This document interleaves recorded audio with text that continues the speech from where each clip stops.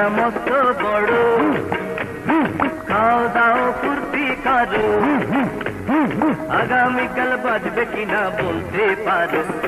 দুনিয়াটা মস্ত বড়, খাও দাও ফুর্তি করো, আগামীকাল বাজবে কিনা বলতে পারো। দুনিয়াটা মস্ত বড়।